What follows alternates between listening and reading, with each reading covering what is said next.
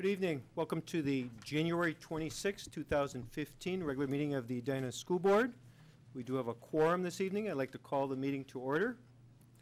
First item on the agenda is the approval of minutes. We had a regular meeting on January 12th and a work session on January 12th. Had a motion to approve? So moved. Second. It's been moved and seconded. There was an error, I believe, that has been corrected in one of the sets of minutes. Any additional corrections or additions to the minutes as they've been written?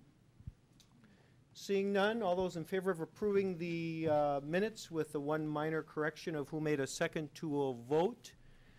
Discussion, all those in favor, please signify by saying aye. Aye. Opposed? Motion carries. Next up, we have our recognitions. We have our Exceptional Teacher Awards tonight on behalf of TIES. Dr. Dressen? So I'd ask our two winners of this great recognition to come forward, Angela Gatke and Megan Hasselbauer. Come on up, Megan. Yeah, right here. Yeah, no, you're good. That would you're be good. Kinda cool. Yeah, you're good. So Megan, you're a middle school teacher. Yes. Technology is very much a part of your world. Absolutely. For many, many years. Talk a little bit about the impact it's had on learning. I know you enjoy it, but what's the impact it's having on student learning? Well, student learning, we have students using devices. We're in a one-to-one environment right now, which is awesome. And students will come in with their devices, and they have our websites pulled up, whether it's a Moodle course or a Google course or whatever the case may be. They interact with each other online. So right now I've got two math classes who will use Google Classroom, and they will chat with each other outside of the school day. And it's pretty funny. I have a student who created a persona of Kitty Bootsy, and he takes on this persona of his cat when he asks math questions. So he doesn't ask them, but his cat does. And then they talk about all these like math problems, and it's hilarious to read their comments when they do number 7, and did anybody get number 7? Who knows how to do this? So the learning has expanded in my room from just the times when students are interacting with each other during the school day to a little bit easier access at home. And then the feedback is instantaneous. We do Google Forms where students will answer questions, and they will have immediate feedback from me on how they did. I can see how the class did as a whole, so the next day I can have my warm-up ready for getting those minds a little sharper. Great. And Angela, you're in kindergarten. Yes. Talk about Different world. Talk about that. Very I mean, similar. Very similar. Some days, probably. I think for me in kindergarten, my goal is to really empower the students and give them skills that they otherwise wouldn't be able to have using technology. So for example, if they're not able to write full sentences, they can record their voice about a story they've done with their picture. Or one of the things we're trying this year is a new app we've kind of been testing, and it allows them to build and create as if, with real life objects. For example, if we're talking about patterning, maybe they go and they use their blocks to create their patterns. But then they can take a picture or video of their work, and then they can talk about that. And they're doing a lot of reflecting, and for a kindergartner, that's a high level skill to reflect and say, I know how to do this, and to show their work, and that's instantly shared with their parents with the app that we're using. But I think for me, the biggest thing is what they're using, is it meaningful? I'm not just going to stick an iPad in front of someone's face and say, sit on the iPad, that's really cool.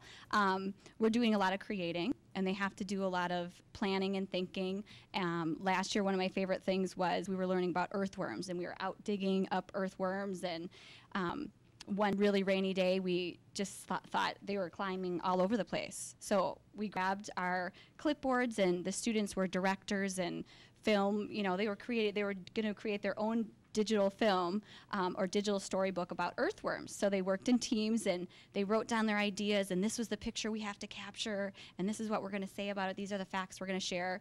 And then out they went in their teams of 4 kindergartners, and each of them had their job, and what they were able to create with the use of technology was pretty amazing. And for me as a teacher, I can go through that and easily see, absolutely, they know this, they could do this, they're sequencing this. So in that aspect, it's captured, and it can be shared with anyone.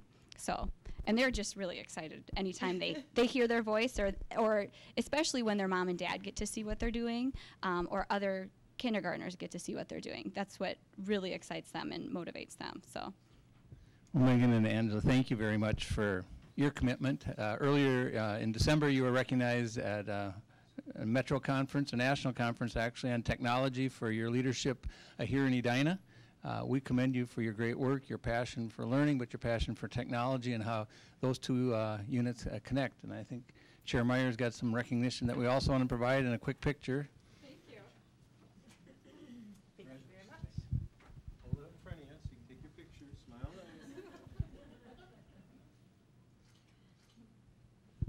Congratulations. Thank you very much.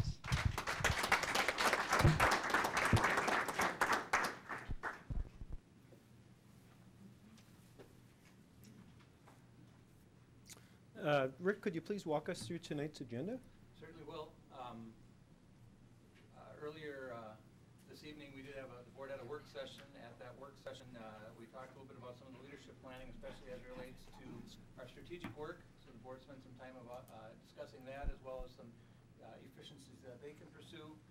We also talked a little bit more about our. Thank you. Sorry. Apologize for no microphone. Let me try again. So the discussion at the work session prior to this regular meeting was on the leadership update, talking a little bit about some of the strategic work we're doing and the role the board will have in that. Later in that same session, we talked about the facility referendum and some of the planning going on and getting a little more background information to help prepare both the district administration as well as the school board for action that we'll be taking later tonight. Tonight's agenda included the minutes, the recognition. We'll be having any hearings from the audience. We do have some reports around our facilities. We'll also get an update from Susan Tennyson around our student assessment. And then just a quick leadership update. We're mid-year through this school year. We'll give you a brief update on that. We have some consent agenda items, all pretty straightforward. And then, again, we have a lot of gifts that we'll be recognizing later on. Our actions tonight include approval of the review and comment. You'll learn more about that. This relates again to the referendum, and it's sent on to the Department of Education here in Minnesota for their approval. We'll talk a little bit about budget parameters for 2015-16. We've got a quick city easement that we're working with the city on at Countryside Elementary. Update a revised leadership plan. We'll talk a little bit about one of the co-ops that we're part of is called WEMEP, West Metro Education Program.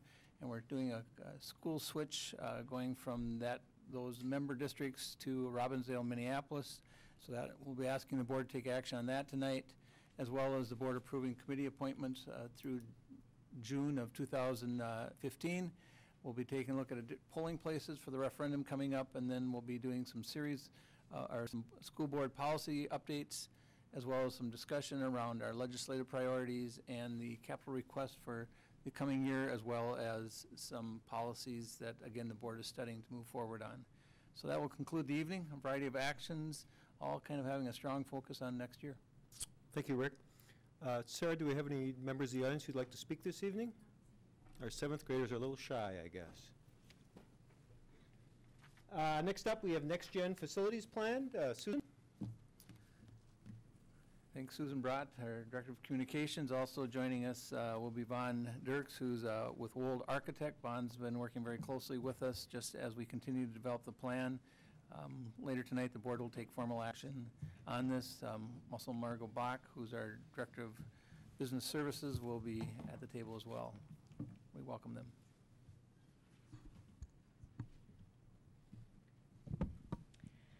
Thank you, Chair Meyer, Superintendent Justin, and members of the board and members of the audience. We are here to give you an update. As you know, that with your approval of putting the special election to the voters for May 5th, we want to continue to provide updates with as a continuous progress in developing plans. And we have a concept plan that obviously the specific designs will come afterwards, but based on a number of conversations we've had with neighbors and state reports that we have to be filing, which is an agenda item for you later. We wanted to just provide the community and you with an update on some of the things that we're doing to rethink and envision how our district facilities can align to learning. So some of the updates that we've had since January 12th, I'm just going to go over briefly here, and then we'll go into some detail on some of those. So before you tonight is action on a review and comment document. A reminder that that is a technical document that we have to submit to the State Department of Education. And so it's not meant to be detailed, but there are some details in it to provide examples of what something could look like. But again, there's disclaimers on every page that a lot of the details will be worked out at the design phase following a successful referendum vote. We did do some budget reallocations, so the concepts on the projects are still the same. We've just reorganized them a little bit based on some of those community conversations. To include a little bit more in the security area, we used to include some of those main office renovations as part of like the elementary, middle school, high school, next generation learning spaces. We pulled those out because those are really about enhancing building security. So there's an increase in the building security, but it's the same projects that were identified before. We've also added some additional specifics to the outdoor learning and competition spaces to include some playground enhancements or improvements, I should say, to elementary school playgrounds as part of that outdoor learning spaces. We have an update to the West Campus Service Access Drive that I'll let Von Dirks talk about, and we have an updated tax impact that Margot will talk about a little bit later. So specific to the West Campus Service Access Drive, perhaps Von, you can speak to the map that we have here. Sure. One of the issues in looking at this is originally we had looked at the potential of whether or not Creek Valley Road would connect across campus, and we've had meetings with the neighbors on both the east and west side of the high school, and we've looked a lot at what our options and possibilities are. And so when Susan states where we are currently is in a conceptual phase, and we don't get into the final designs until after a referendum is successful, we have been able to take this concept at the high school and bring it much further along. We believe that we have adequate parking up above based on how we'll be looking at parking counts for the site, that we will not need to put parking down below. Rather than look at the difficulty it would be to bring vehicles in from Creek Valley Road on either side of the high school, we've worked with our civil engineers to go back and look at the concept of an internal service access drive along the east side of the campus site. So this would be on the high school property entirely. This would be able to bring service vehicles and accessibility down to that lower field area, but it would not be intended to be a main parking area for the building. If anything, we would look at expanding parking along the north as part of some fill area that would go on the upper level of the campus as opposed to anything down in the lower field. We've also taken a look at where we were looking for synthetic turf fields. And rather than put them down below where they may be in risk of the floodplain, we've looked at some other alternatives and worked with Troy Stein to identify those. And so we believe that we can get our activity space covered on the upper levels, that we can expand parking as needed to meet both the parking requirements, but also the necessary parking need at the high school site in that location, and to avoid anything down in that lower level as well. And so we've made those modifications. We've allocated the budget accordingly for that, and I think that this current concept represents much of what was talked about at those community meetings as well as in our administrative meetings afterwards to come up with a more reasonable approach to how the high school site would be handled. And so we'll be coming back to that a little bit later as well. Thank you. I just see some confused faces in the audience. Sure. Can you just point to what you're talking about? I don't have this So on. the service Yeah, access yeah, drive just would be so- coming off of what is currently the east side parking lot? Currently, the east side of the parking lot, it's the parking lot that's in the back of Valley View Middle School currently. It would run between the existing baseball and tennis courts and the high school site itself. So not along the neighbor property, but more internal to the campus. The point is to bring vehicles down the side of that hillside, mostly related to service vehicles for the school, but also to provide some accessible parking down below. We have a turnaround point down below as well, but we've pulled our synthetic turf up to either the mid-level fields where the baseball and the tennis courts are currently, or expanding the fields to the west side of the campus as well. So we'd be looking to do all those things up out of the lower field area and without access off of Creek Valley Road. Thanks. Oh, that- And also just clarify that the expanded parking is actually on the upper level, the way it's sort of Expanded boxed parking there. is on Could the be- upper level. Yeah, yeah. I was looking at that, and it could be construed otherwise, but really the idea here is that as we build into the side of the hill and we replace fill, we could use that as counter, or put the fill below that parking area and expand the existing parking on the northwest portion of the site out slightly towards that hillside if possible, and so our retaining wall would actually be part of where those gym spaces would be off that side, or whatever the addition is there. And that we do have some room to the south of that lot as well if we need to expand parking in that direction.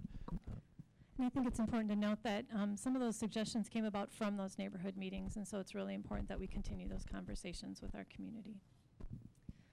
And it was also a reevaluation of the parking in general. We also, I believe, as part of our alternative facilities planning, is that there is some planned reconstruction of the Valley View parking lot. Is that? Yes, we already have a current design that would reorganize that the site, the parking lot to the southeast behind Valley View.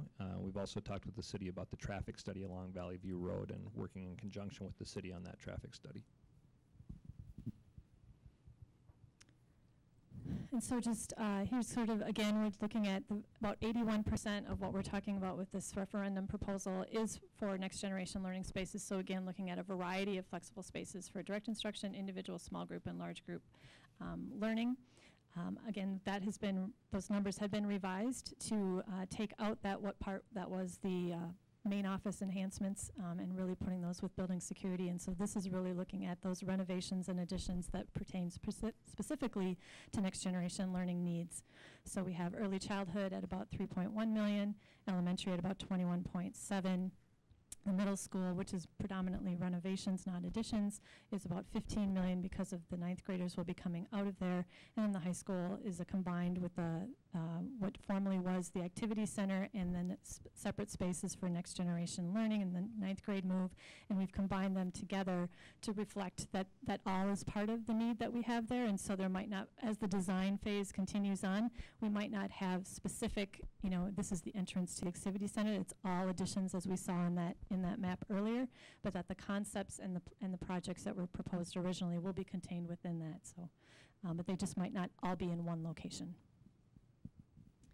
So again, the enhanced building security, originally from prior it was about $2 million. That was $2 million was those additional site-based security enhancements, really dealing a lot with technology. About $5.9 million is really looking at the enhanced building security to create that centralized access point. So during the school day, everybody would be coming through one main entrance and being greeted by our main office staff. Investing in the district infrastructure. We have, as we noted, there is the outdoor athletic space enhancements. That should also note that those are some other outdoor learning space enhancements to include some elementary playgrounds, addressing some accessibility concerns as we saw in the drawing, and meeting the growing demand for some of those fields. Some of those fields are, as we know, dirt and not safe for playing, and so we want to make sure that we're improving those where we can to address need. The construction of a transportation services facility, about $8 million is being set aside for that to construct a new facility that is more secure and meets the needs of our buses, our current fleet, and potential expansion to the current fleet, knowing that a lot of the newer buses that are coming in are taller and don't necessarily fit our current space. A portion of that cost would be offset by the sale of the current facility, but that's an ongoing discussion that we're having and exploring our options with that. So in total, you can see how the breakdown happens. So about 81%, again, is the next generation learning spaces. Building security is about 6%, and infrastructure improvements are 13%, totaling that $124.9 million. Would you like to? We continue to have discussions about environmental impact and traffic study, as Vaughn said, and I'll let him speak a little bit more to that. Absolutely. And as we go through design, there's a number of different requirements that have to be met. I do want to clarify one point. Is we talked with 9 Mile Creek, and they had heard from some different residents that talked to them that they had been told that we don't have to follow a process, that it's just a done deal, and that is not the case. There is a process that we follow. We've met with them a couple of different times. We do have to calculate stormwater management and runoff. We have to meet all those requirements, and we will be following the process to the letter of the law, and so that will be happening with them. For that area, we are overlapping with the trail design and the spurs that will come onto the high school site. So we want to make sure that your project for the referenda aligns with the city project for the trails, and that with the traffic study accessibility, we will be working in close conjunction with the city and all the other regulatory agencies to make sure that this project is very well aligned with other goals that are happening. And as far as the program discussions, we'll probably be hearing more about those in the next coming months. But the next generation strategic plan, which is really driving a lot of this facility plan, those discussions are ongoing, and we'll have some updates with our birth to grade 5 study and our secondary study that continues, that is really driving a lot of our needs when it comes to facility space. We also have, from our last meeting, an update to the tax impact that, given since you have formally approved it, we had our financial advisors rerun some of the numbers. Margot? Again, as Susan said, since formal approval, it was a good time for us to re-look at those numbers since it had been a number of months since the financial consultants, and we looked at the estimates. And happy to report that with the favorable interest rates currently, and hoping that they continue to hold, and I believe they will. We still have conservative estimates. That the estimated tax impact on the average home value of 400 or so thousand is about $25 a year cheaper, so a total of $299 estimated annual tax impact. Of course, all that's contingent, first of all, on a successful bond referendum, but then also on this, the interest rates on the sale of bond sale day. At the same time, we feel that we're being conservative in our estimates, and rates are favorable now for the next several months. So again, we recognize that it is an investment that our community is making, but we just wanted to note that that they are a little bit more favorable than we were originally presenting the $324 a year. So. And just a review of the timeline. So again, tonight you will be acting on the review and comment document. That document will then go to the state, and it generally takes, I think, 30 to 90 days for the 30 to 60 days or so for them to come back. 60 days is a review process for the review and comment, but then there's other dates that align with posting and legal action that goes along with voting. And we would be posting the comments from the State Department on our website as well. And so, as we know, over the next few months, we're going to be having a lot of community dialogues and information sharing, and we'll be having mailings and website updates and all sorts of a variety of communications happening over the next few months to help answer questions of our community. We know that absentee voting begins on March 20th, and with the change in the state laws with that, we know that that is a little bit broader than it used to be, so there's a no excuses absentee voting. And then on May 5th, obviously, is the special election. And then after that would begin the specific design development, but as we know, we're continuing to have some discussions, refinement of the concept plan in preparation for the design. So we're going to continue to have some updates as we go. With expected construction coming probably in the spring of 2016 and lasting at least 2 years, if not to 2018. Questions? So with that, that's our presentation. Thank you. Questions or comments? Anybody in the audience? Anybody have the nerve to stand up and ask a question, 9th graders?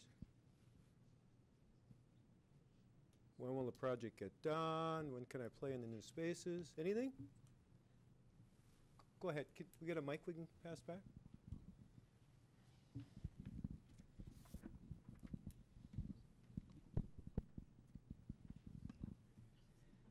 I'm from the Creek Valley neighborhood, which you may be familiar with by now. And thank you for your attentiveness, first of all, to our feedback and our concerns. Are the modifications, that is to say you're not going to go off either side of Creek Valley Road, is that final? That is the intent, is that that's final. We really tried hard to figure out a way to not have to access that. As a matter of fact, the service access drive we think will make a great construction vehicle access point down, and so we'll build that first to try and absolutely stay out of that area. Okay, so a little bit indefinite. And it seems as though you're going to be more economical in placing the parking lot expansion up by the high school there on those properties. And I didn't quite get clear, so I just have one more question. Is the amount of the referendum going to stay the same or not? It does stay the same. We had to balance a lot of the funds, and so some of the parking money that we were looking at for expanded parking is actually shifted over towards that access drive and a few other areas. And so we've rebalanced things as we've gone through. Okay, thank you. Any additional questions? Go ahead. I would just like to commend you for your work on trying to find an alternative point for this when our neighbors became concerned. So thank you for all your efforts. I think it's also important to note that some of the other concerns that our neighbors have raised, we continue to address. Some of them not necessarily specific to this project, but just how do we continue to be good neighbors and partner with our community. So we're continuing to look at some of those. And one of the good things about these conversations is it raises issues that perhaps some of us at the district office weren't aware of, but now that we know about them, we're going to work to try to resolve some of them. And I'd just like to extend an additional thank you to members of the Creek Valley neighborhood and also members from the Edina community at large. The board has received a fair amount of email with some very good questions. I want to assure people that everyone receives the email so that they have an opportunity to review them, and then the topics that are brought up are part of our board workshop discussions, and it's been very helpful as we continue to shape the project, so thank you. Additional questions? Thank you all. Thank you. Thanks. Next up, we have our student assessment report. Call on our interim director of research and evaluation, Susan Tennyson. Susan's no stranger to Edina Public Schools. She's been very active in our strategic planning, also done a lot of our data coordination work, and is stepping up very nicely. We thank her for stepping into this position effective 2015, and asked her to give us a quick update on student assessment data as we have it. This aligns very closely with previous reports we've had at this time of the year. Welcome. Thank you, and good evening to Chair Meyer, Dr. Dressen, the school board, our audience members, and the Edina community as a whole. This evening's assessment results update is really about two assessments that we have used in the district for a number of years. One is the MAP, which our ninth graders will lovingly refer to as that test they take several times a year, the measures of academic progress. And then I'll also share a little bit of information from the October administration of the plan, which is part of the ACT package of assessments that we also take advantage of. So as we look at the map, we are looking at reading scores and math scores. And in the August and September assessment of our students, and we had approximately 4,250 students in this data set, you can see that across all grade levels that our students exceeded the national norms that were set by NWA in 2011. And that, of course, is great news, and this is based on RIT scores. When we think about the RIT growth, which is also a very important measure because we look at the projected growth for each student and then their actual growth from test to test. So in this case, this would have been from from fall to fall. And again, you can see there is a projected score by grade level and then the actual scores. And in terms of reading, at every grade level, the average growth either met or exceeded the projected growth. Can I just ask you a quick question about Of course you may. projected growth? Is that a national norm of what we project someone? So we're saying they should go up a whole grade from year to year? Or just help me understand that a little better. It's based on RIT scores, which are probably one of the most fair ways of looking at scores. It's a vertical score, and they're equally spaced on a scale. So it's not necessarily a percentage, and we're looking based on how a student performs on this assessment. There would be an expected growth based on how they performed on that specific test and their grade level. So there are ranges by grade level. And then those RIT scores certainly align with percentages, but we pay more attention to the actual RIT score than the percentage. Does that answer your question? Okay. Can I ask, so can you just explain why the RITs projected would be different grade by grade necessarily? It's all based on the norms that were Okay. developed by NWA in 2011, and we know that in terms of reading and math, there are different types of growth and different ranges of growth for our kiddos at different times. Okay. So, okay. So the projections are just based on norms? Correct. Okay. All projected on norms. When we look at our math data, we also see across our grade levels that our students exceeded the national norms in terms of average RIT score at all grade levels. And then when we look at projected growth, here we see that our students met or exceeded with the exception of grade 6 and grade 8, where in general the average growth, projected growth, was not met. And do we have a suspicion or a projection of why for those, because if we look at all the rest of what you're presenting tonight, we're doing better than norms on everything. So Yes. for why for those two grades would we not meet expected growth? And Cathy, that's a question that I can't answer for you because really what we when we take this data, we look at it student by student, class by class, school by school, and then as a district.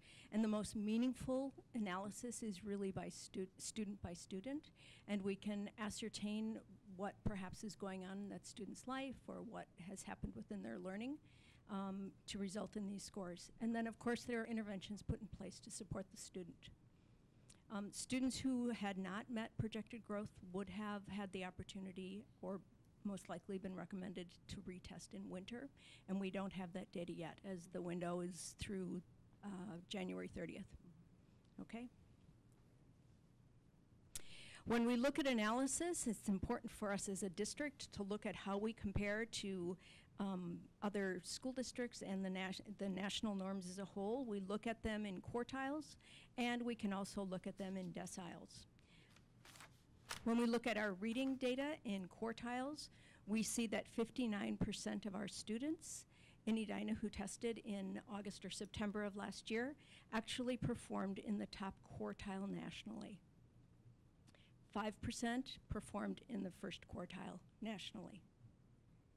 When we look at it by decile, we see that 31% of our students actually performed in that top 10% nationally.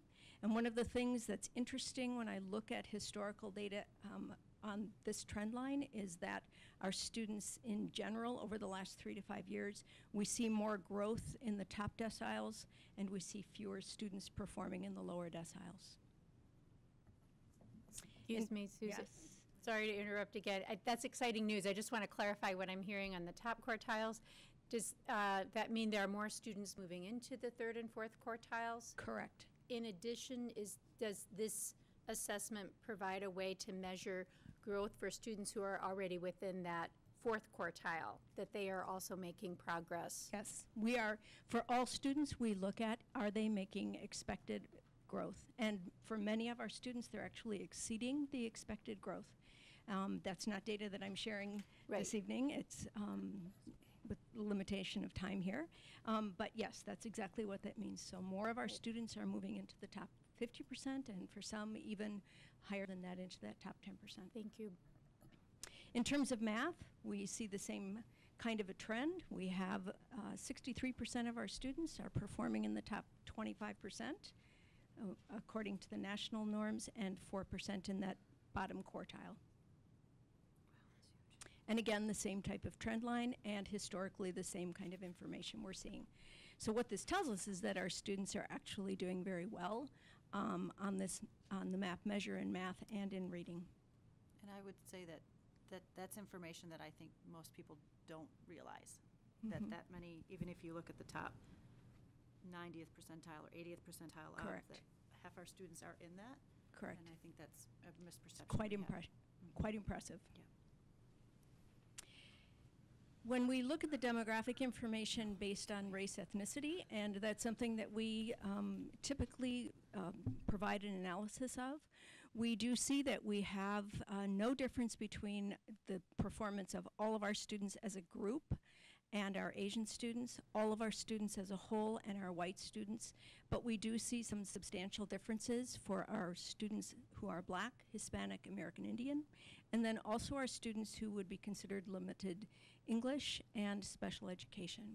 So there we see that those student groups are not performing as to the same level of proficiency as our students as a whole. Can I just ask one question? How are we codifying? Are students able to pick as many different groups as, or do they have to choose one? Great question. So this would be based on self-selected race ethnicity, and it's at the time that the student registers with our school district, so this information is not actually articulated on the individual test, it's within our database. So it's parents identifying, do they get to choose as many boxes as they like? They choose one. So this is actually, it can be misleading. It could be. Because depending on what a parent decided to check as a box. Correct.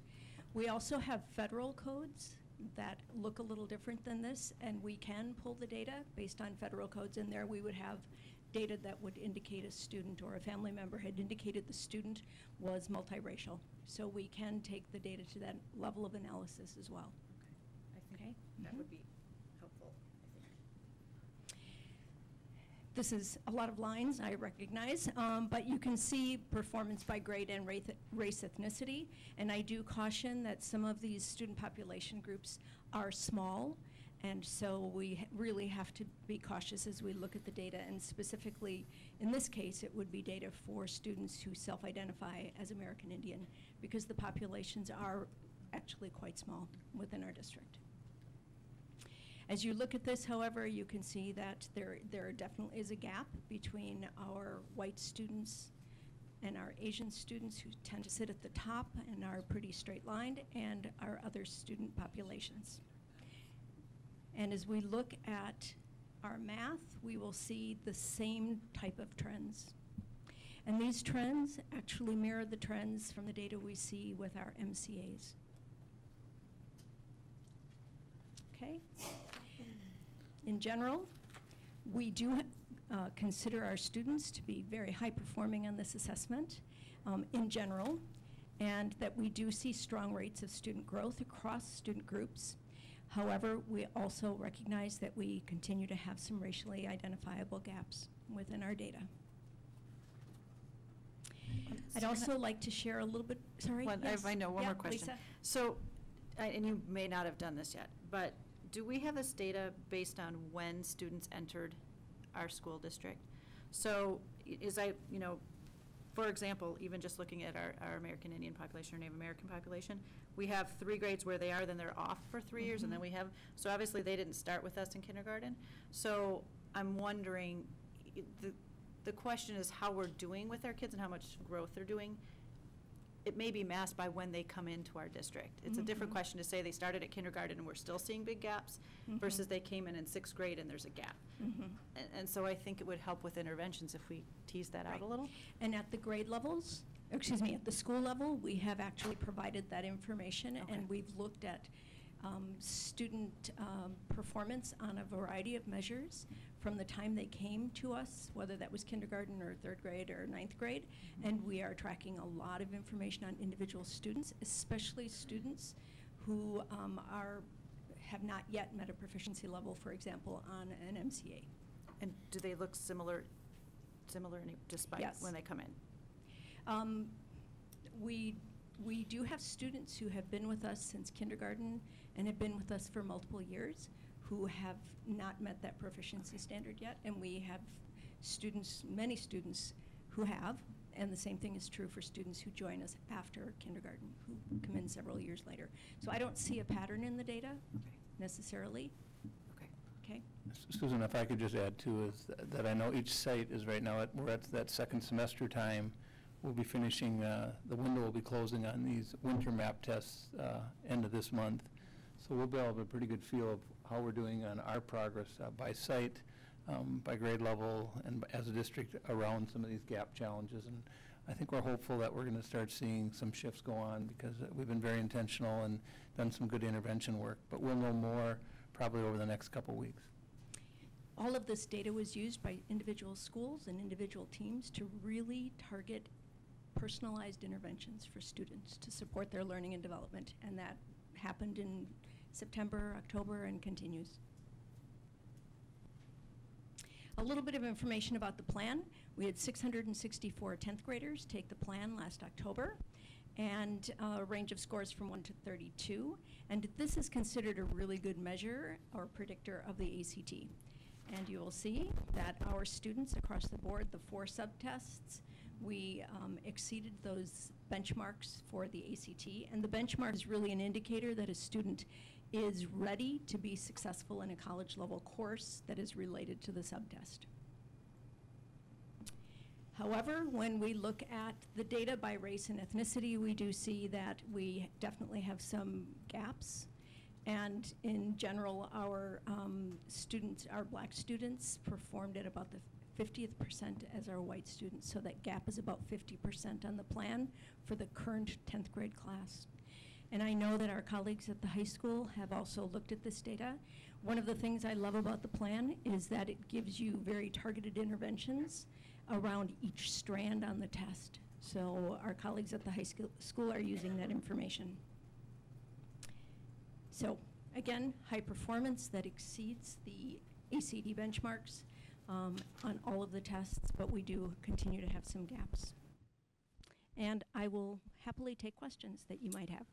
Susan, can you talk a bit about the plan test? So how do we measure success there? So the sophomores took it. Are they going to take it as juniors as well? They will actually take the ACT as juniors, and all of our juniors will be taking that test in April. So the plan is only 1 year. Are we going to move that lower over time? Well, we have an Explore that takes place in 8th or 9th grade. That's when it can be given. So the ACT actually has an entire package of assessments that are meant to be used from early education onward, and they align with state standards, also align pretty nicely with our state assessments. So, Leny? I think in prior years we've sometimes see a 2 or 3 year trend. And Trend so line? I'm just wondering if we could get something like that to come back again in Absolutely. I'm happy to provide the information as well for you, and can do so with the fall data, and then as well we'll look at the winter data. Okay. Can you tell me why we don't look at the Explore test necessarily in the 8th and 9th, just to look at the connection there, or maybe you do and we just don't have it here? I did not prepare it for this evening. I'm happy to do so if you'd like to see it. My understanding, I haven't looked at it as closely since moving into this position. I have not looked at it as closely as I've looked at the plan data and ACT data for the last few years. But my understanding is that it mirrors our ACT outcomes, but I'm happy to get the details from this year and provide that to you. Okay? Other questions? Additional questions? Thank you, Susan. Thank you. Susan.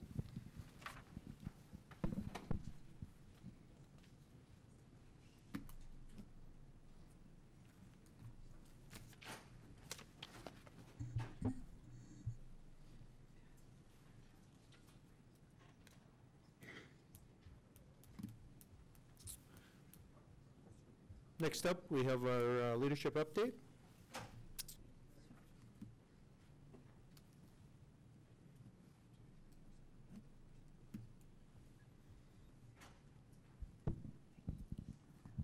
We are at that midpoint year and just thought it'd be a wise time to just take a look again at our strategic work around personalized learning and some of the initial initiatives that we have been moving on throughout this school year, especially in the area of special education technology. We had strategic work done last spring in those 2 areas.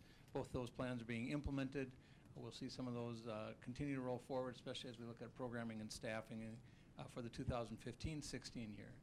We very successfully have launched our one-to-one initiative of e-learning square. This is where the students bring their own device, 6 through 12. We're also having 5th grade students having an experience with technology, and you can see all the way down through kindergarten. We're getting access to the students. We continue to explore that and look at the possibility of even growing this program into 4th grade next year. Our All for All initiative is really our gap work. All of us working for all learners. And that until we have that gap closing, we cannot be satisfied. We have some great performance going on, and I'm excited about the work that's occurring at the sites and the commitment our teachers and our parents and our intervention specialists have in that work. The second area of focus is our coherent educational programming, creating that seamless experience, birth through age 85 plus, and we've got studies going on with our birth through grade 5, as well as our secondary program, that's grades 6 through 12. Our community education is in the middle of a study. District equity plan, again, this is our work around making sure that we have a good understanding of all of our students, no matter what door they're coming out of. We've got a good understanding of how we can serve them and their families. Facility plan, obviously, we've been working hard on, and the third area is around partnerships. We are moving forward with the teacher appraisal system. We've been putting a lot of energy into that at the district leadership level as well at the sites. Professional learning communities, which is nicknamed PLCs, really makes that commitment to collaboration and working in partnership with teachers working together to really see how they can advance student learning. We're looking at a different staffing model, gathering a lot of data around that from our human resource department, and finally also doing that with our support staff. From a district planning standpoint, we did replace our Director of Research and Evaluation, Chad Schmidt. Chad accepted a position in December. to become the Director of Learning at the South St. Paul School District, and Susan has done a great job stepping up. We're also adding 2 interim positions that are teachers to replace the work that was done out of that office, and they'll help advance some of the strategic work, and we'll begin it very soon. We're working hard on power standards and assessments. The Department of Teaching and Learning are doing a lot of that. Again, identifying our key standards that we want all kids to learn, and how do we measure that. And then finally, the work around aligning our time, talent, and space to learning. Taking a look at software products that will help do that. Talked a little bit about the studies already, but we have a couple studies going on that we haven't mentioned yet. Our mental health and wellness study, that about halfway through the study. Jeff Jorgensen, our Director of Support Services, is championing that. We've got a guidance and counseling study, which is going to be 2 years in length. Susan Tennyson and Mary Manderfield will be helping champion that. And then we have a gifted and talented study that'll be launching in February, and Randy Smoz will be overseeing these. All of these studies going forward will align to our major strategic work, and so literally we'll be touching every program to support all students. As it relates to the birth through grade 5 program, we'll start rolling that forward and start working more closely at the level, because we're starting to identify options that can advance the recommendations that the board accepted in July of last year. So we have an implementation team, or an I team, who is out doing research, conducting site visits, as well as collecting data. So they're starting to identify some options that we think will be important as we look at our elementary program as well as our early childhood programming. And then we'll also possibly look at some pilot projects likely for fall of 2015. But again, just taking a look at how we can make sure that our students are ready for the world that they're going to be living in. Secondary planning is very active. It's a year ahead of that BG5 study, so that we've got over 20 pilot projects occurring, and we'll be assessing all those to see which ones make sense with us going forward. Continuing to advance the world language competencies and working hard with the world language teachers on defining that, and likely be coming back to the board later this spring with some action recommendations around that. The credit by assessment, which is a state procedure, we've done some definition around that. We'll be taking that to the policy committee. The e-learning square was a big initiative, especially at our high school level. We've been growing that with great success. The grade level configuration change, again, this will not officially occur until the construction is complete, but we're starting the planning process. While it's tentatively fall 2018, it really could be tentatively for 2017. So that change would actually be the 6th graders who are currently, our students who are currently in 6th grade would be the first 9th grade class at the high school if the referendum passed and if our construction moved forward as planned. Nevertheless, we need to start making plans and make sure it's a smooth transition, not only for our students, but the curriculum that we'll be working with, as well as our staff. Talked a little bit about closing the gap. Again, a lot of priority with the leadership efforts. Every one of our leadership meetings this year is focusing on this, doing a lot around assessment, and then making some changes once we know what needs to occur, and continue to find ways both internally and externally to advance our work to close our gap, be it opportunity, be it access, or be it academics. We also receive a lot of community support in this arena. I'm going to ask Val Burke to come up, as community education is in the midst of their major study and have been working on this since late fall of 2014. And Val can give an update on how that progress is occurring for our community education service program.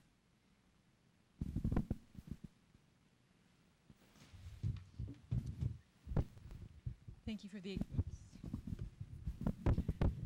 you for the opportunity to spend a minute with you tonight updating you on our CES plan.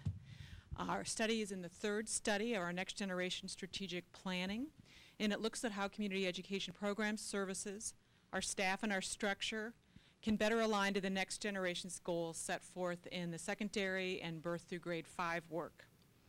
And it looks to frame an early childhood through career and adult learning plan that leverages time, talent, resources, and creates clear metrics of vision and success. We are in year 1 of a 3-year planning phase, and we began by gathering a broad-based group of folks that included directors from teaching and learning and special services, some principals, community education lead staff, city, and community leaders. So it was a nice group. During our first 3 hours, we looked at environmental trends and influences that affect our work in the K-12 system and in the greater community. That included some legislation, funding, our city planning, next generation strategies, and other factors that can affect our programs, services, our structure practices, and our partnership relationships, both internally in our school district and in the greater community. During our second 3-hour meeting, we took a deeper dive and developed a fresh framework for creating our Vision 2018 for community education services, and then took time to assess how our draft might affect and impact staff, partners, and community. Our vision draft takeaways included structuring ourselves to build partnerships across all types of resources to leverage our capacity and strengths, and to organize our delivery around access and information to support all learners. Our next phase will be working with staff, where we'll look at our structure and programs and see how they match up to our vision. We look forward to coming back to inform you more about that in May. Thank you.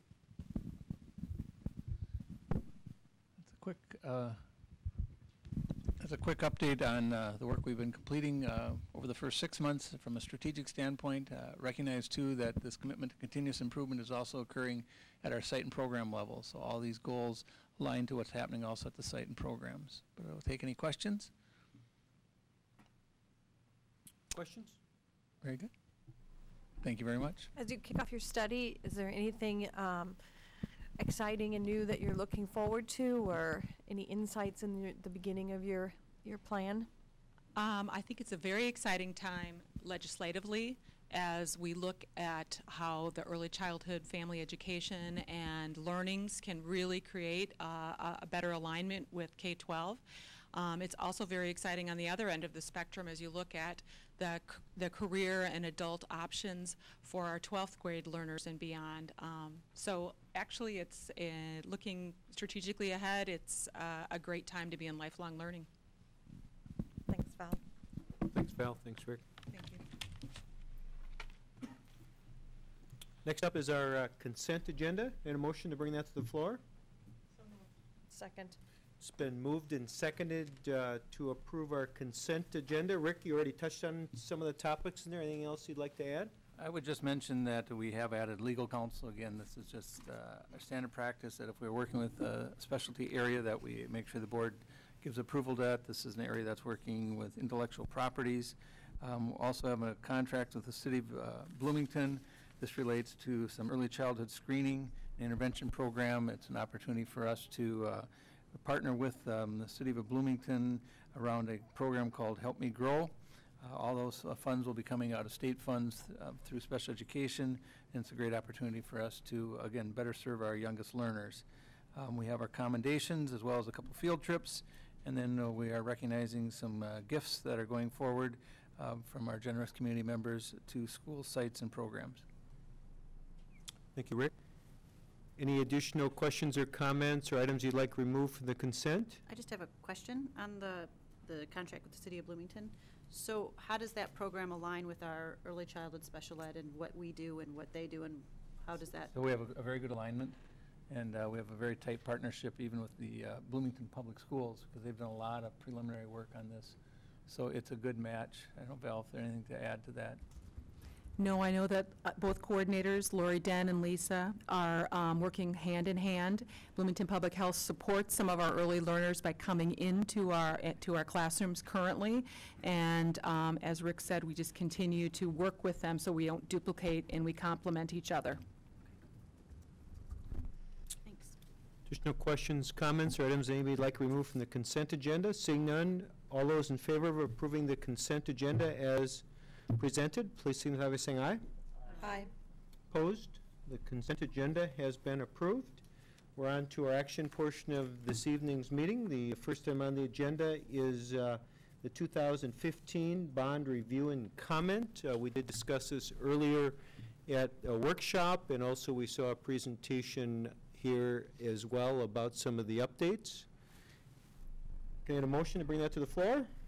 So moved. Been moved and seconded. Any background, anybody?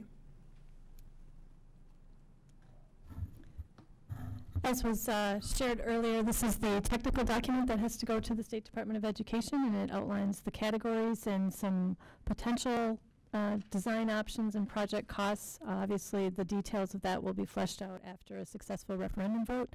But this is a standard process that we have to meet to go to the state, and we hope to hear back from them shortly so that we can move forward.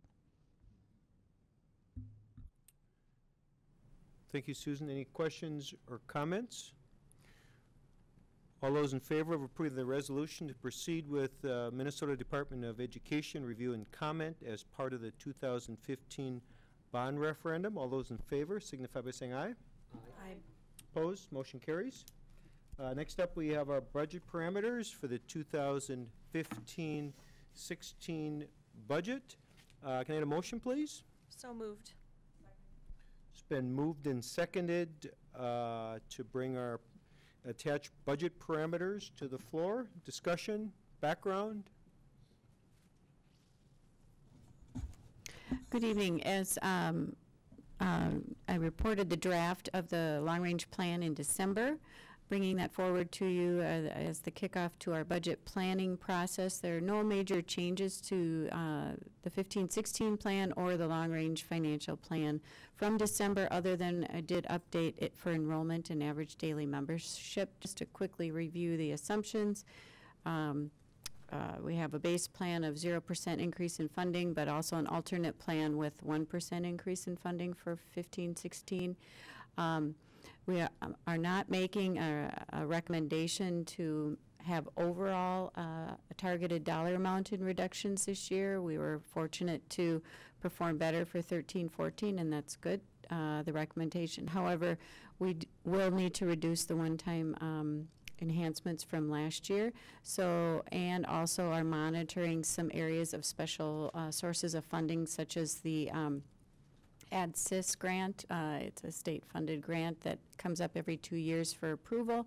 Those kinds of things we'll be monitoring. So we will be having a budget task force, and the request for approval of the budget adjustments is for us to continue with that. If there's enhancement requests or conversations around the one-time reductions, then this task force will review those. And the plan is that we bring forward basically a cost-neutral proposal. So again, not an overall targeted dollar amount for reductions, but we also not a targeted dollar amount for enhancements. So it's more about realignment of the dollars and what our needs are for 15-16, and then having a task force to address that in the next 4 to 6 weeks and bringing information forward to you. Keeping in mind alignment to the next generation plan, also ongoing sustainability, that kind of thing. So we're moving it forward. Thank you, Margaret. This went through finance. Any questions or comments? So for those that are questioning the one-time enhancements that we did last year and whether they would continue next year, how does that work? So when we have an approval, and annually we typically have some items that are in one-time approval, and some of those items truly are one-time. So in some of our study work that has been reported on tonight, some of it relates to that. We need to have some specific dollars associated with time or study of, and it's 1 year, because then we're moving forward with recommendations of the study or something else has come along. So they're truly one time. There's other one time that we may need in an ongoing fashion, potentially, or in a different recommendation. It bought us a year, quote unquote, to study further. And so the one-time enhancements from last year, there were some that were related to the strategic plan and our study work. Some pilots were approved out of those dollars. We also had some secondary intervention dollars, some additional dollars in the elementary gifted program over and above, and then a small amount or some elementary para support. That's just an overall summary. Again, the task force will be taking a look at not only those items, but other requests that, if there are other requests that come forward in terms of what the district needs are, what the building and program needs are for 15-16. So basically on the one time that if we determine that it should continue, we just have to look for funds elsewhere in the budget, more through a reallocation process. Yes, yes. Additional questions? Thank you, Margot. All those in favor of approving the budget parameters for 15-16 as presented, please signify by saying aye. Aye. Opposed? Motion carries. Next up, we have our permanent easement to the City of Edina at Countryside Elementary School property. Can I have a motion, please? So moved. It's been moved and seconded to grant permanent easement to the City of Edina at the Countryside Elementary School property. Little background, please.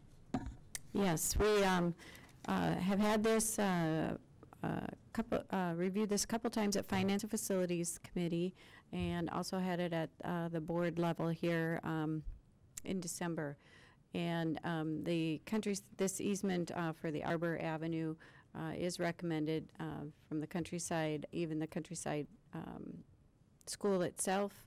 Eric and I have worked with the city on it. It seems like a win-win for all in terms of that area. The original resolution did have a conversation around continuing working with the city on the Benton Avenue sidewalk in 2016 and correlating that conversation with Tracy Avenue. However, at the same time we were having our meeting in December, the city was having their meeting, and they are moving forward with the Benton sidewalk in support of their arts initiative. And so we will continue to work with them on that sidewalk plan for Benton, but that is a separate conversation from the Countryside, this easement. And so we have pulled that out of there, and Finance and Facilities has reviewed it, or I should say Finance Committee now has reviewed it and would ask for your approval. Right, we discussed the easement that we're approving tonight, but also there was some concern, you know, to discuss as we move forward around the sidewalks up at the intersection of Tracy and due to the fact that it could create more crossings for our students, and so it's a safety issue. So we have been in touch with the staff at Countryside and Principal Karen Bergman. They've already got an alternative plan so that we can meet that need as far as with some redirection of some students and some adjustments in our crossing guards, that we also know that that plan, as the city's rolling it forward, will work from a safety standpoint. And so we met earlier today, Eric and I and Karen, to discuss that and have a plan in place so that we can move that forward. We had discussions with their staff about the possibility of a delay or looking at some alternatives, but since the action had already taken, we then just went forward with some alternative planning, and we think, again, working with the city in the final plans, that we will make something that is effective to the master plan as well as keeping safety a priority for our students. Additional questions or comments? All those in favor of granting permanent easement to the City of Edina at Countryside Elementary School property, please signify by saying aye. Aye. Opposed? Motion carries. Next up, we have our 14-15 revised leadership action plan. Can I get a motion, please? So moved. Second. It's been moved and seconded to approve the revised 2014-15 Edina Public Schools Leadership Action Plan. Can I get a motion, please? Discussion? Discussion? I would just briefly let the board know we did update some of our timelines and action steps to reflect what we projected in in August and what's actually occurring. We made some adjustments around that. We also added one area that we really are trying to step back and take a look at assessments and where we are with our required assessments and how do all of our required assessment or standardized tests align with our learning going forward. So that's work that's being done by the Department of Teaching and Learning, and so that was an addition. But overall, we're making good, strong progress. This is the mid-year point, so I'm holding conferences with all the leadership involved with each of these action items to see how they're progressing on the work and what help we need to provide. But that would be the one change. I probably should know the answer to this, but under work type, we either have L's or I's. Thank you. I could Thank guess you. what The those same might mean, but Yep, I'm sorry. learning, implementation, then there's standardization is where we want to get. So Thank you. learning is those first stages, implementation is a 2 to 3 year process, and then standardization. And then remember, with standardization, if we standardize it, we also have to have something exit the system. So that we're working on that as well. I knew the I was implementation. It was the L that was throwing me. Could we maybe add that as a footnote? Yeah, Yeah. that was just a That little would be great. definition. I was looking for that earlier. Be great. Thank you. Good question. Additional discussion? All those in favor of approving the approved revised 14-15 Leadership Action Plan, please signify by saying aye. Aye. Opposed? Motion carries.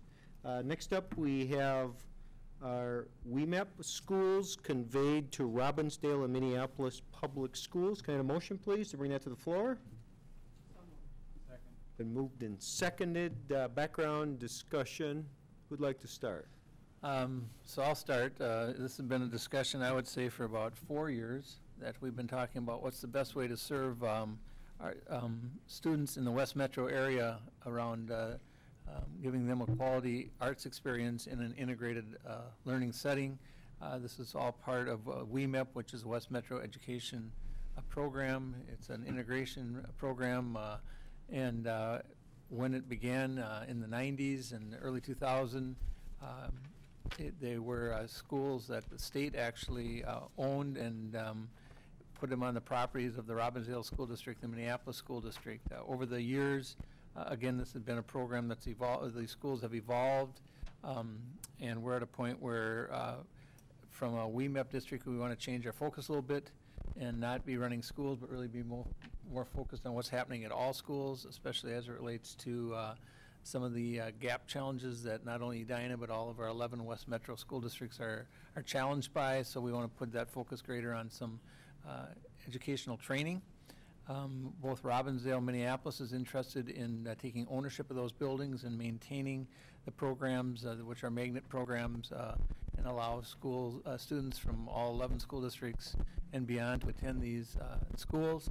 They're well-run schools, but again, from a financial standpoint and from a how we service standpoint, both the superintendents in the West Metro Education Program as well as the board members who serve as representatives of the school district were supportive of this change.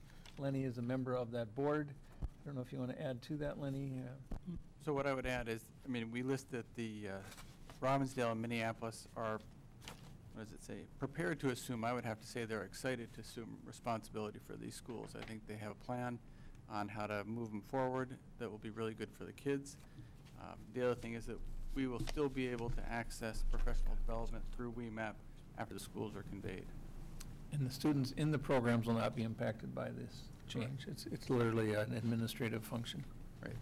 The idea is that the Robbinsdale and Minneapolis will continue to run the schools, and the kids who are there will be guaranteed slots for a certain time period. Additional discussion? And the board did discuss this at a work session in December and then again in January.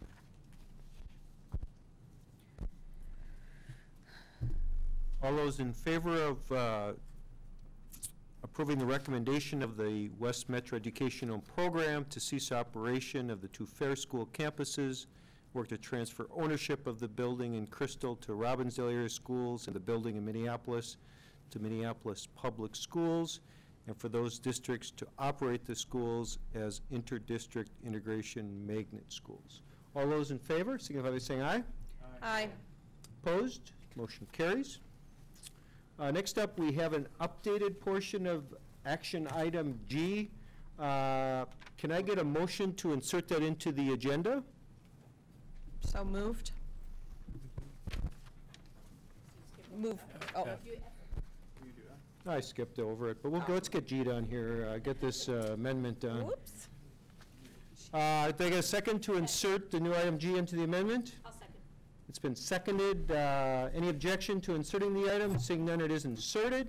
Now we will proceed to board committee appointments. A motion to bring those to the floor? So moved. Second. Moved and seconded to approve the board committee appointments, liaison, and representatives as presented here. Any discussion? Just one question. We show the community community appointments being to finance and facilities still? And should that now be to just finance? That's correct. Friendly amendment. Okay. Edit taken. Any additional questions or comments relating to the board committee's appointments, liaison, and representatives as presented? Seeing none, all those in favor of approving the current version of those memberships, please signify by saying aye. Aye. Opposed? Motion carries. Next up, we have our item G, which we just inserted, establishing different polling places to approve the establishment of different combined polling places for the City of Edina precinct number 5 and 10. Can I get a motion? So moved. Second. Moved and seconded. Margot, a little background, please. Working in partnership with the city, just trying to align the polling places with what where the city conducted the last election. And actually, at that time, Highlands and Creek Valley were having construction. The city would like to continue with the St. Albans Church and the Good Samaritan Methodist Church as locations. And since the last time we approved locations was in 2013, and this is a special school district election, we just need formal approval to change those locations for this election, and then that gives authorization to send out that notice. Margot, I know that the reason we had made these changes previously was because of construction. Is it the city that wants us to keep it this way, or? Yes. Okay. Is that a long-term going forward change, or? You know, I would have to check with Deb in terms of, they felt it was a good move to. They felt the flow was better at these sites. There was less restriction. So these would be permanent changes going forward. I guess that's what I'm just trying to figure out. That's our assessment. I mean, we don't know because the city controls that, but I think the schools that were changed and then the alternative sites they found, they felt that the whole voting process had a better flow to it, and so that's why they chose those. In working in partnership with the city, I mean, at any point in time, if it was 5 years from now and they felt we needed to make a polling place change, we would certainly listen to and partner in that recommendation. So to say it's permanent, I have a hard time. I don't know how long it's permanent, but I think I was just noting that it was, you know, for construction previously, and then I saw that we were keeping that change. So I was curious if it was going to be an ongoing practical matter for the city doing polling during the school day.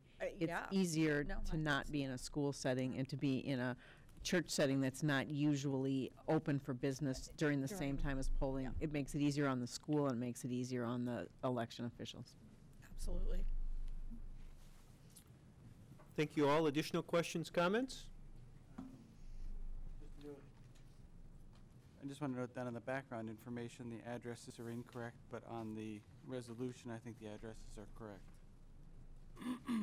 So that St. Albans and Good Sam are both listed as Gleason Road. Yeah, that would not be correct. Right, but that's on the background, so I think on the resolution, they have the right addresses. We would follow the resolution. On the resolution, it's not correct. But I think The resolution is correct, not the background. So Good Samaritan is on Grove Street, and and Albans is on Gleason. Yep. Okay, fine. Got it. Yeah, I see it. Everybody's happy? Yep. We're always happy. All those in favor of approving the establishment of the different polling places in precincts 5 and 10, please signify by saying aye. Aye. Opposed? Motion carries. Next up, we have our review of the 500 series policies. And we have policies 518 and 536. Can I get a motion to bring that to the floor? So moved. Second. It's been moved and seconded. Bring that to the floor. Who wants to start? There are no changes since we last saw these policies in discussion. But there should be one change. It is the, in the first paragraph of policy 518, which is the do not attempt resuscitation, Leny Wallen-Friedman noted last time that we missed one of the do not resuscitate at the bottom of that first paragraph, and we were supposed to change that to do not attempt resuscitation, and that change did not get made. So that change should be made. Friendly amendment. Okay. Good catch. Thank you, Leny. And as mentioned, we did see these last month. Any other discussion, questions, changes? 500 series policies. We also have, I did not mention this, the use of peace officers in crisis team, removal of students. That's discussion. Oh, that's discussion. I'm in the wrong place here, long night. Anything in 536? Seeing none, all those in favor of approving 518 and 536 as presented with one minor tweak, please signify by saying aye. Aye. Opposed? Motion carries. We're on to our discussion portion of this evening's meeting. District legislative priorities is our first item. Who would like to start off there? So I want to thank board members, staff members, and community members who attended our legislative event last Friday, where our three state elected officials were in attendance. We had a great discussion just on school funding, on innovation, on a variety of topics that we think were all pertinent not only to Edina Public Schools, but the state of Minnesota as it relates to education. This effort that we're doing is a joint effort between Edina Public Schools and Education Minnesota Edina. We did make some changes in this proposal. We'll bring it back for formal action, likely at the February meeting. We need to have a little more time on the Education Minnesota Edina to have their governance board complete the voting. And again, I think we have a good plan in action. We'll also be looking at moving these priorities into action by making at least one visit down to the Capitol to talk a little bit about some of these priorities with our various legislators and key committee members. Again, we thank all the cooperation that's gone into this thus far, and we expect action to come in February. Okay. Excellent. Questions, comments? On to capital project request for 15-16. Margot? We have conducted our annual capital project request and reviewed and prioritized. We've actually gone out to each site and visited each site and visited with the principal and buildings and grounds director at building head at each of the sites, and reviewed all that information. And of course, there's always more requests than there is money. But the last couple of years, we've seen the requests actually go down due to a lot of, not all the needs, but much of our needs being addressed through the alternative facilities projects that we're having. And also seeing that when buildings know that their facility, where their facility is on that 10-year plan, it does make a difference in the requests. You know, kind of evaluating, prioritizing, can I wait 2 years? Maybe I can't wait 8 years, but maybe I can wait 2 years, and that kind of thing for the requests. And we also had conversations around, you know, potentially what might happen with the building bond referendum. But we still do have needs out there, and so attached is information in regards to the recommended project requests. One need that we received multiple requests for, so we're going to try to refresh, is cafeteria tables. It's combined in with the overall capital project requests. We have some very, very old, we've used these tables well beyond their useful life, so we're working on a system to systematically restore and replace so that we can have some updated equipment there. We also, as we are doing alternative facilities, sometimes there's a portion that isn't funded through that area, but it makes sense to do that, to add in a few capital dollars while we're in the building or while we're doing that project. So for example, there's some part of the parking lot in Highlands that wouldn't qualify, but while we're there, we'll do that. Transportation, bus and vehicle purchases for replacement of vehicles and buses, health and safety projects, and textbooks. So This approval would be proceeding with these capital projects. While this isn't approval of the capital budget, that will come forward in the spring with all other district budgets. I can tell you in looking at the revenue and expenses for capital that we can support these recommendations. This approval allows us to get started with quotes and moving forward in preparation to either get the purchases or the projects up and running and are ready for to have the projects done during the summer. So, are there any questions? More of a curiosity than a question. If we're buying digital textbooks, can it still be a capital purchase? Oh, write this down. Yeah. Stumped her. That's a gray area where the accounting guidelines from the state aren't updated in that area yet. And right now, we're still transitioning where there's, and Randy can speak to this probably more, where you still have the hard copy or some hard copies, and then there's the digital. But currently, right now, we're still planning for some of those dollars out of the capital funds. That may change over time. Yeah, that's. Do you have anything to add to that, It's still Randy? an asset, because if you're owning It a is. digital copy, it's still Right. an asset, yeah. Yes.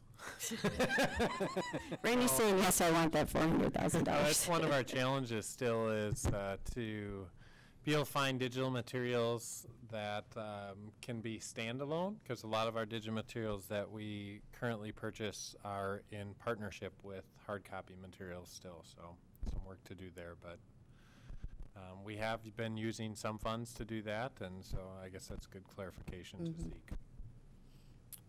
Thank you both. Additional questions or comments? We'll see this again. We're on to our scheduled review of the 500 series policies.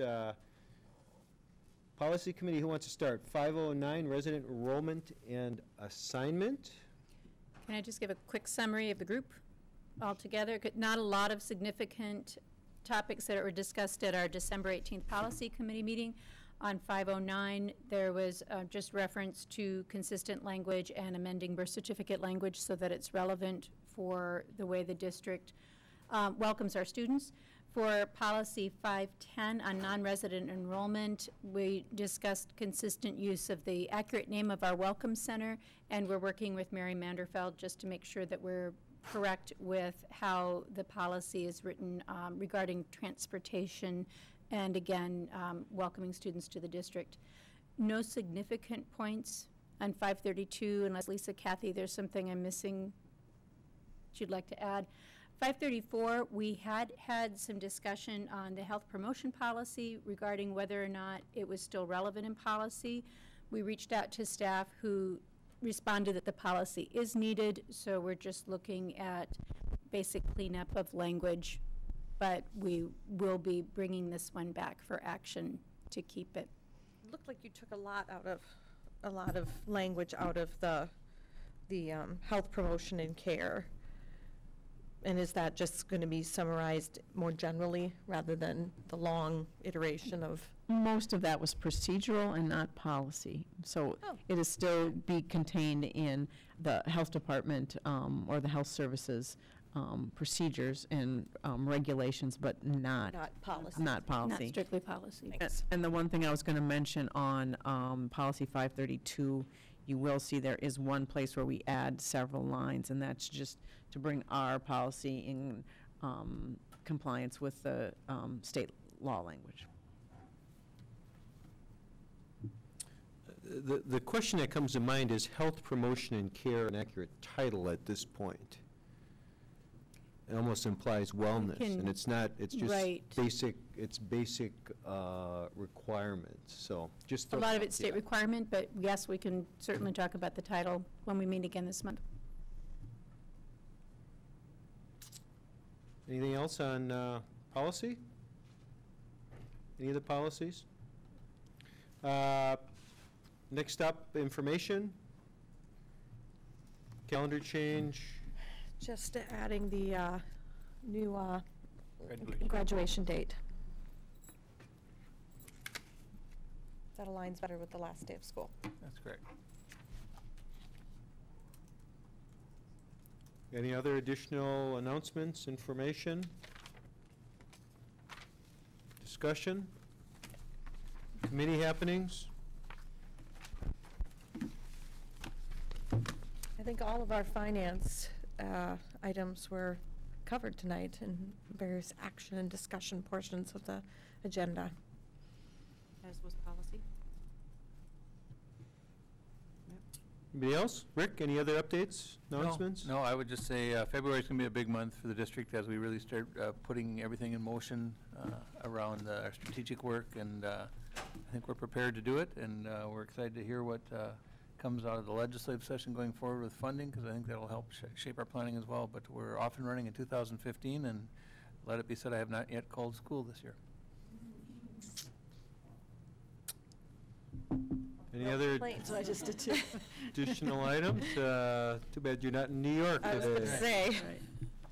Additional items? Can I have a motion to adjourn? So moved. Second. Moved and seconded to adjourn. Any objection to adjourning at this time? Seeing none, we are adjourned. Thank you all.